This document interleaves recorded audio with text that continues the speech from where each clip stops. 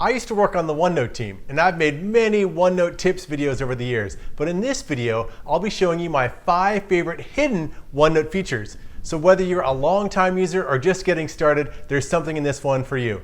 The first feature is forward linking, and this allows you to link to an existing or a brand new page with just a couple of left bracket and right brackets. So in this case, I'm going to link to an existing page, so left bracket twice, and I'm going to type TPS report offsite and then right bracket twice. It's going to search across all my pages and look, it found one that says TPS report offsite. And if I click here, it hyperlinks me right to this page, TPS report offsite.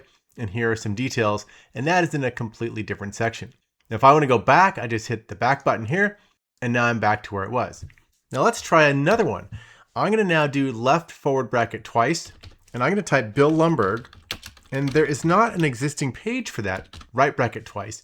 Now what it did was it quickly created a new page and put the dotted line right here. So if I click, it takes me to the new page it created with Bill Lumberg. And now if I type some things, yeah.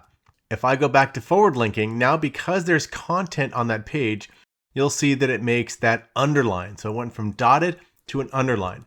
So that's forward linking. The second hidden feature is an option to print anything directly to the background. That can be PDFs or Excel files or PowerPoints. Now what I'm going to do here is I'm going to go to Insert and show what it looks like as the default, which is what a lot of people actually don't want to do. I'm going to go here and do File Printout, select my PDF and hit Insert. Now it's going to print this to the page. And what a lot of people want to do is have this printed to the background, but right now it's printed as 2 images. 2 different images that were in this PDF file. And the same thing would happen if I printed a PowerPoint deck or a Word document. It would print it all as images. And if I wanted to type on top of this or ink on top of this, it's not locked to the page. Now I'll show you in advanced options how to set that default to be differently. So I'll create a new page and I'll show you how to print to background as default. Go to the File menu, choose Options, and then Advanced. And now scroll all the way down to the bottom and you'll see an option, automatically set inserted file printouts in the background. We will check this on and click OK. And now I'm going to do that same thing, choose insert file printout, and I'll choose that same PDF and choose insert.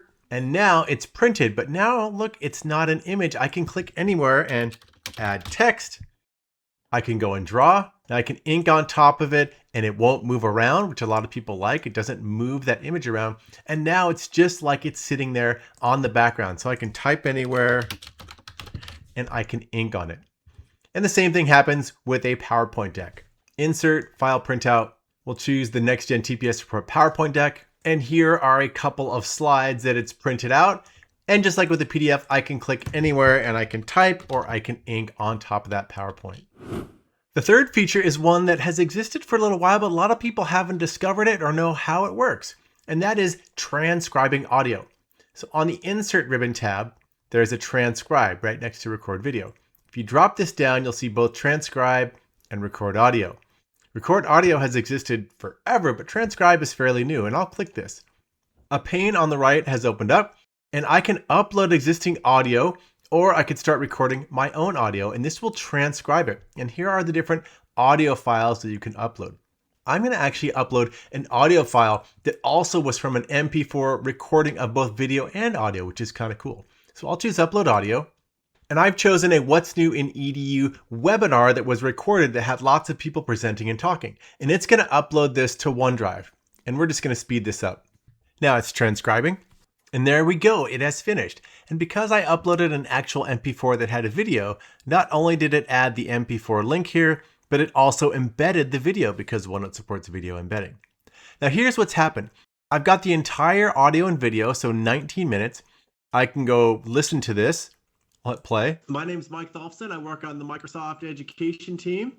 And today we're going to you can see it's moving as it's going through that audio. I'm going to pause it.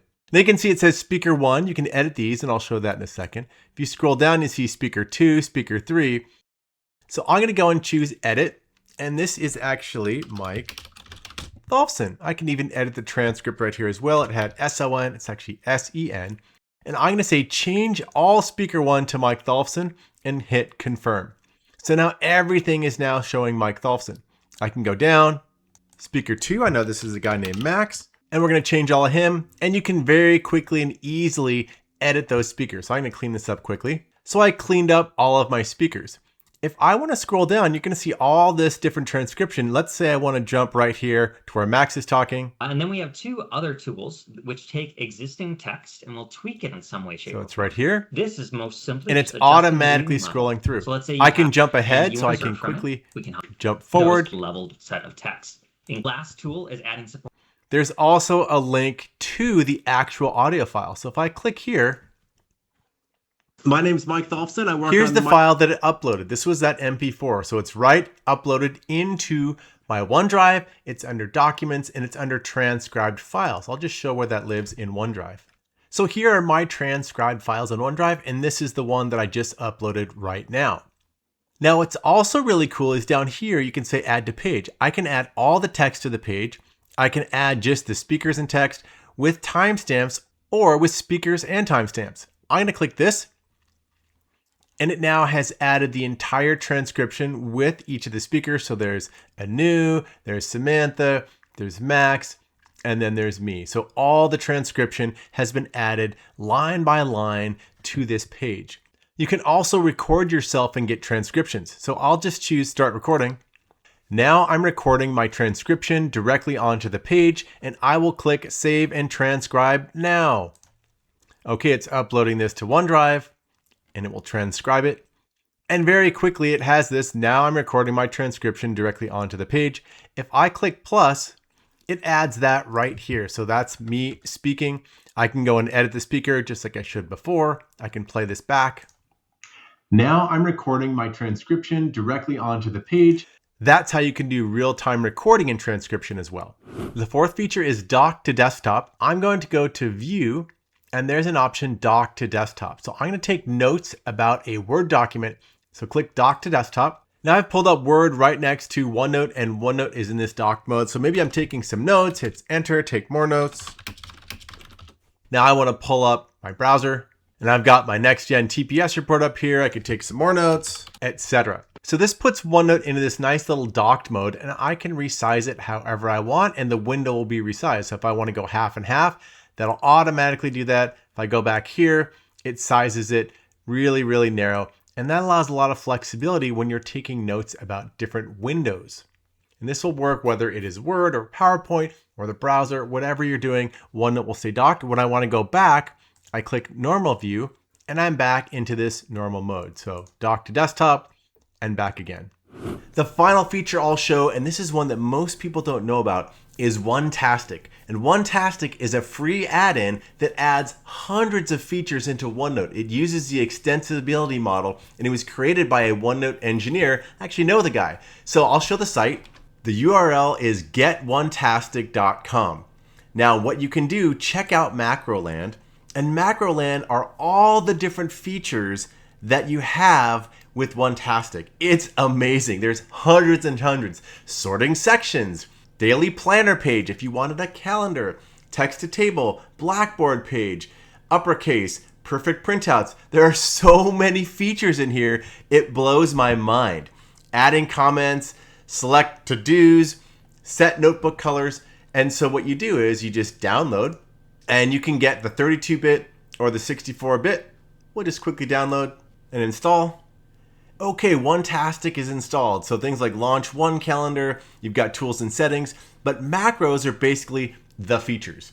And so I'm gonna choose download macros. So these are all the macros or the features. There are 700 plus features in Macroland. One of the favorites out here, search and replace, weekly planners, table of contents. I mean, there's just a ton of stuff in here. Now, some of these are free, depending on how many you use. There could be a cost, like OneTastic has a free mode and a premium mode. I'm not gonna go through all the details, but I will just say, in terms of the number of features that this tool has, it's pretty mind-blowing. So I encourage you to explore it. If you want to keep up with all the latest Microsoft updates and tips and tricks, subscribe to my channel and then just ring the bell so you get all the latest videos that I post.